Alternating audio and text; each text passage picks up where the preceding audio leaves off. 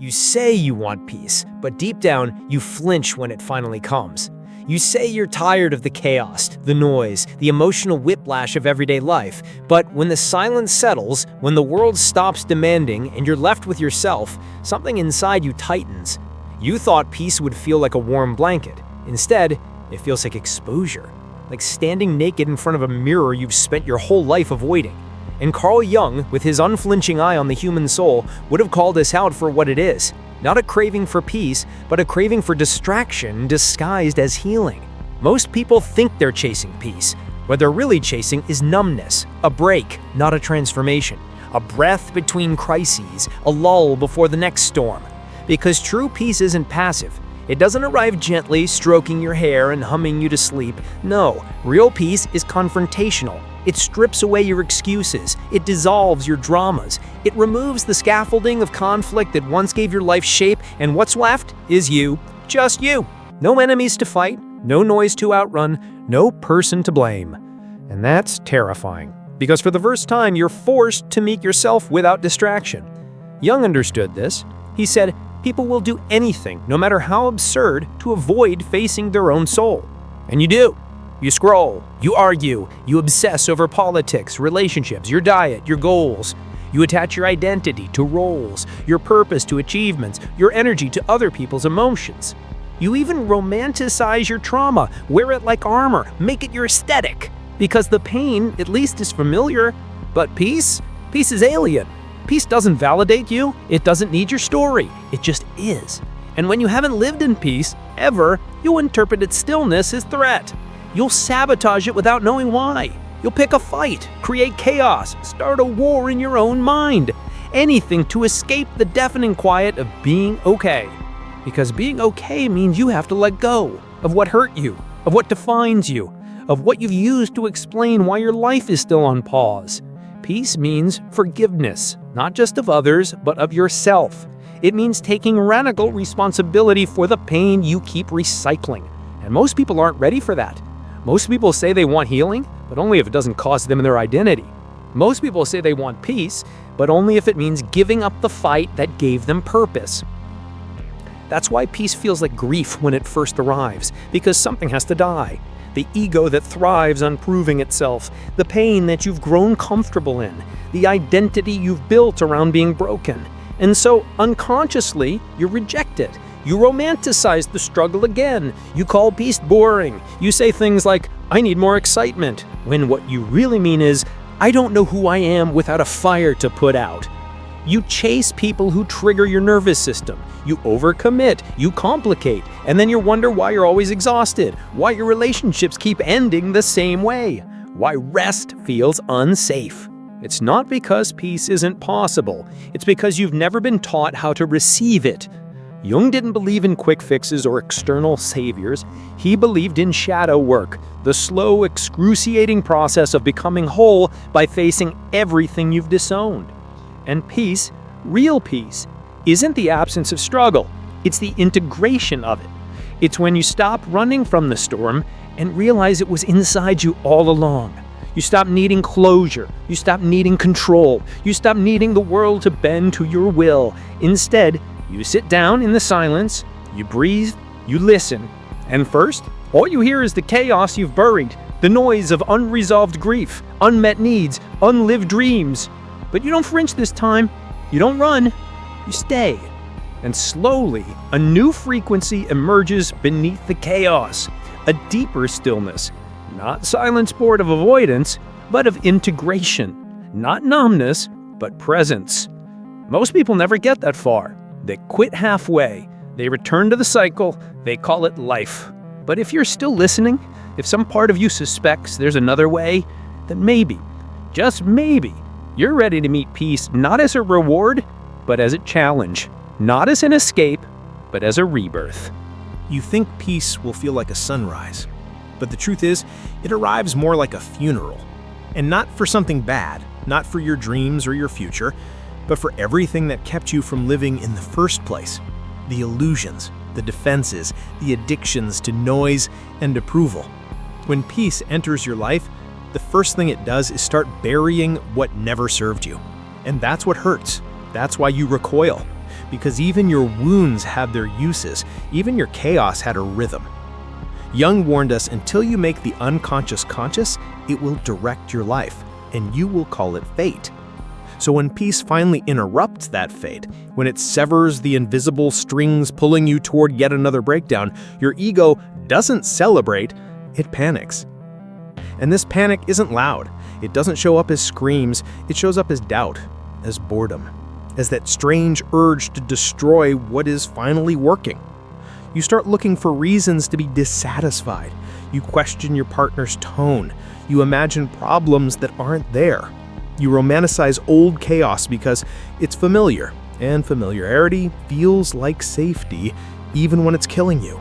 You tell yourself you miss the fire, but you don't miss the fire. You miss having a reason to run. You miss the feeling of being needed by your own dysfunction. Peace doesn't give you that. Peace doesn't chase you. It waits. It sits in the corner while you frantically try to recreate the noise. It watches you repeat old patterns. It watches you sabotage the quiet. And still, it doesn't leave. That's the unsettling part. It stays, unmoved, undramatic, unimpressed. You can fight it all you want, scream into its silence, throw everything at it, and it won't flinch. Because peace isn't reactive. It's not your parent, it's not your ex, it's not your trauma dressed up as chemistry. Peace is not trying to rescue you. It's trying to remind you that you were never broken to begin with, just scared. And this scares people more than anything else. That they might not be victims, but volunteers. That the patterns they repeat aren't random, but rehearsed. Jung spoke of individuation, the process of becoming whole by integrating all the pieces we try to hide, and peace demands this of you. It doesn't want the performance. It doesn't care about your curated identity. It wants all of you, the rage, the fear, the grief. It wants you present, not polished. And that level of honesty will scare away everything and everyone in your life that depended on your masks. That's the real cost of peace. Not the loss of problems, but the loss of people, of stories, of the version of yourself that found meaning in being the hero of your own suffering. You realize that most of your life wasn't lived, it was performed.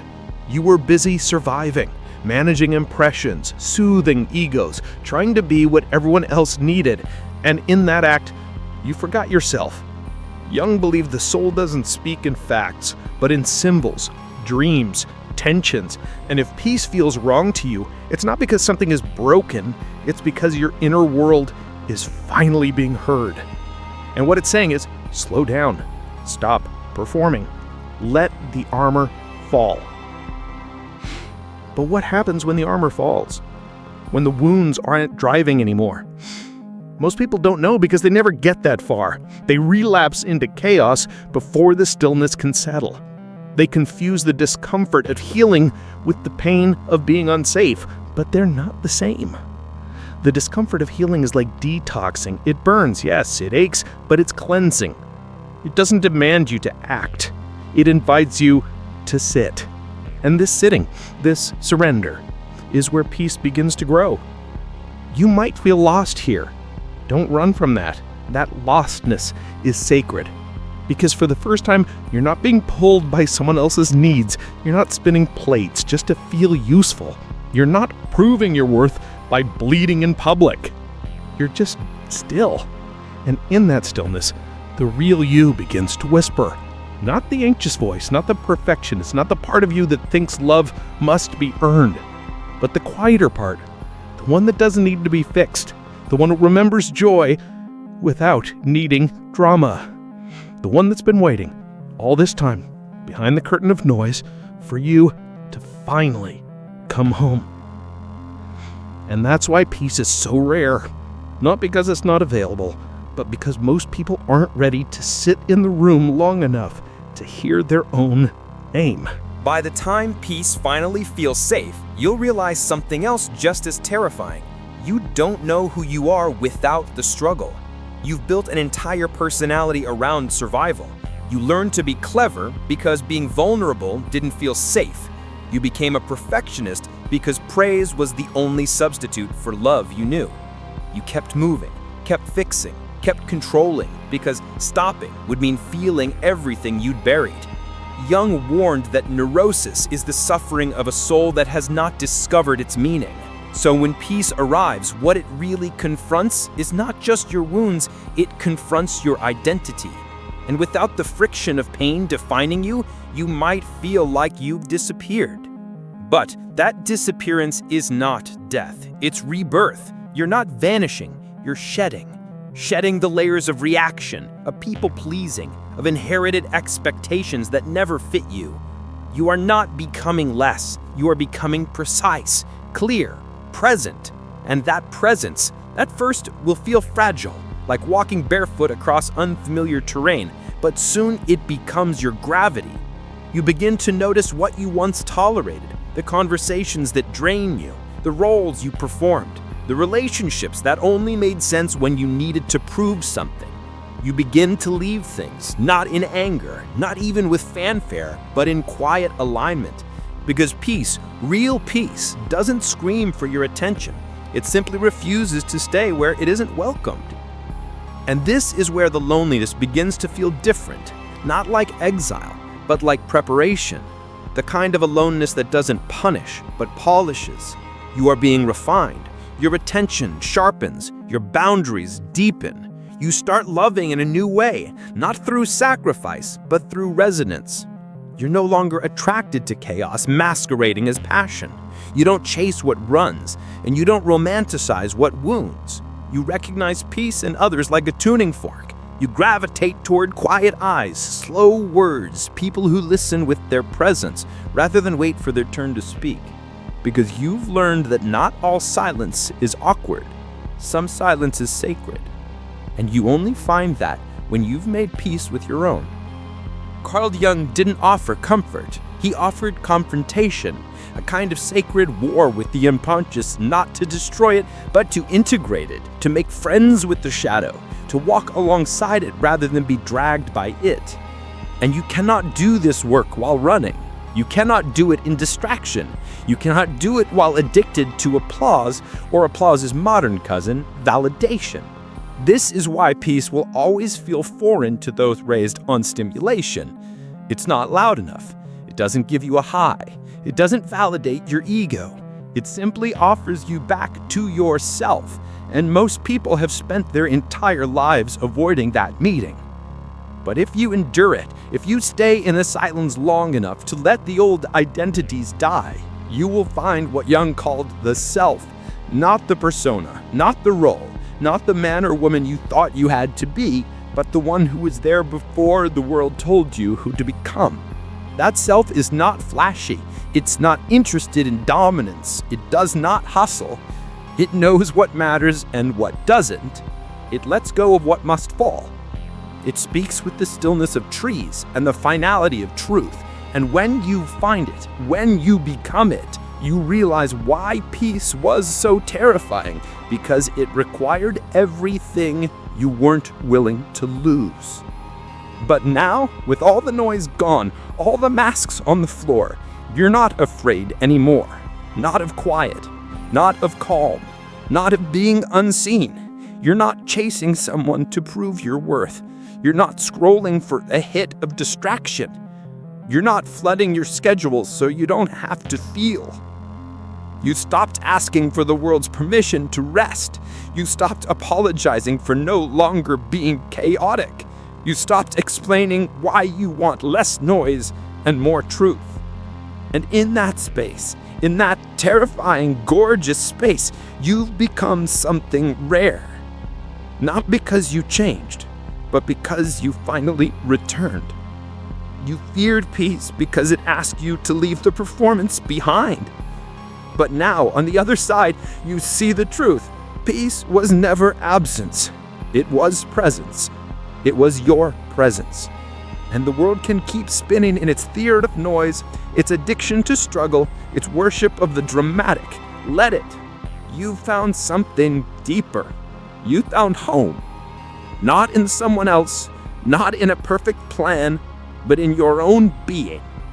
And once you know that silence, not the performative kind, but the kind that listens to the soul, once you know that stillness, you'll never fear peace again. You'll protect it, even if it means walking away, even if it means walking alone, because you're not afraid of peace anymore. You remember it now. It remembers you, and you're finally ready to live in it.